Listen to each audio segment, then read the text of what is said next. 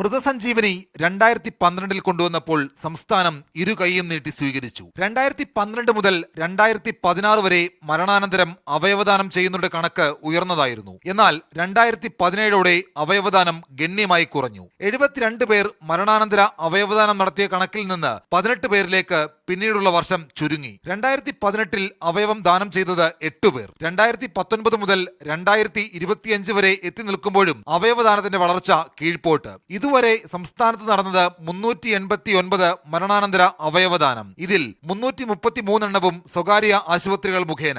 56 മരണാനന്തര അവയവദാനം സർക്കാർ മെഡിക്കൽ കോളേജുകൾ വഴിയും നടന്നു. മസ്തിഷ്ക മരണം സ്ഥിരീകരിക്കുന്നത് സംബന്ധിച്ചും അവയവദാനത്തെക്കുറിച്ചും ചിലർ കോടതിയിൽ കേസുമായി പോയത് അവയവദാനത്തെ പ്രതികൂലമായി ബാധിച്ചെന്ന് നോഡൽ ഓഫീസർ മീഡിയ വണിനോട് പറഞ്ഞു. ചില സിനിമകളും അവയവദാനത്തെ പിന്നോട്ടടിച്ചു. ഇതൊരു ഓർഗനൈസേഷനായി മാറുകയും അതിനുശേഷം എന്തുകൊണ്ട് ഇത് അപ്പോൾ ഇതിനകത്ത് എന്തൊക്കെയോ നിക്ഷിപ്ത താല്പര്യം ഇതിനെ എതിർക്കുന്ന ആൾക്കാർക്ക് ഉണ്ട് എന്നുള്ളത് വളരെ വ്യക്തമാണ്. സംസ്ഥാനത്ത് അവയവദാനത്തെ നിരുത്സാഹപ്പെടുത്താൻ ചില കേന്ദ്രങ്ങളിൽ നിന്ന് ബോധപൂർവമായ ശ്രമം നടക്കുന്നുണ്ടെന്നും നോഡൽ ഓഫീസർ. വളരെ കുറച്ച് പേര് ഇത് പിറകെ നടന്ന് ഈ പ്രോഗ്രാമിനെ നശിപ്പിക്കാൻ ശ്രമിച്ചുകൊണ്ടിരിക്കുകയാണ്. അതെനിക്ക് ബോധ്യമുണ്ട്.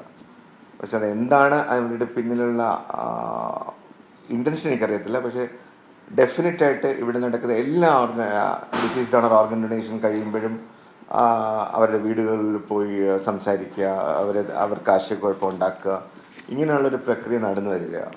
അനേകം നിർധനരായ രോഗികൾ കേസ് ഓട്ടോയിൽ രജിസ്റ്റർ ചെയ്ത് അവയവത്തിന് വേണ്ടി കാത്തിരിക്കുകയാണ്. അതിനിടയിലാണ് അവരുടെ പ്രതീക്ഷകൾക്ക് മങ്ങലേൽപ്പിക്കുന്ന തരത്തിൽ അവയവദാനത്തിന് ചിലർ തുരങ്കം വെക്കുന്നത്. തിരുവനന്തപുരത്ത് നിന്ന് ഷിജോ കുര്യൻ, മീഡിയ 1.